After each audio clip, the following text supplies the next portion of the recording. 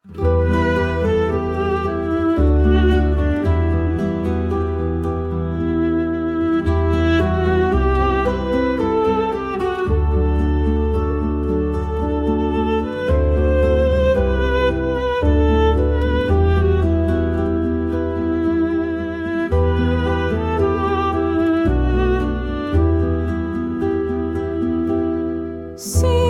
de beni oyaysızımı,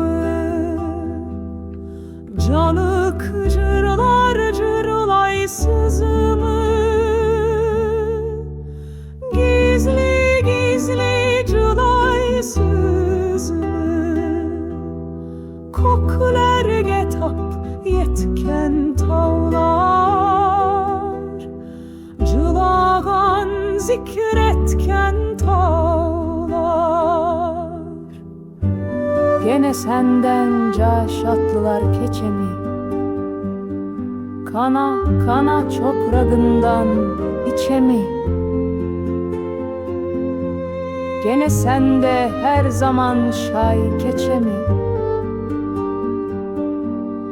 perge durak tavlar, erenge yatak tavlar.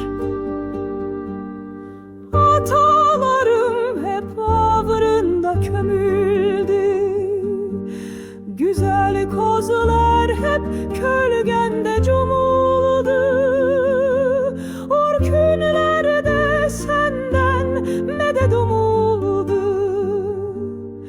Al yeşil kubbe tavlar,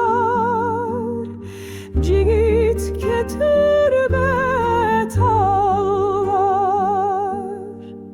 Ya delge düştüm, senden ayrıldım. Ne karandım, ne budandım, sarıldım.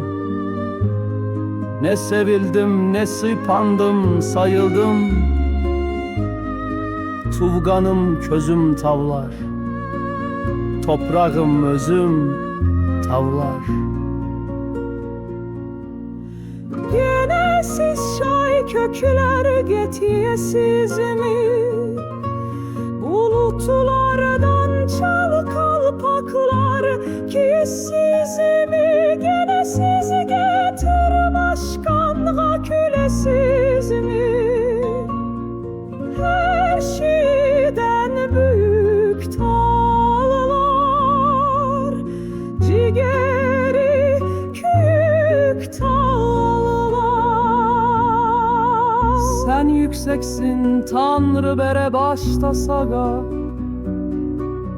sende akız hiç kızganmay sabancığa. Kormesinler balaların yat bosaga. Ak yeşil kara tağlar, ak kızıl para tağlar. Seni korsem kar aydamak bolur edim. Bir kayanda tez sargayıp solur edim.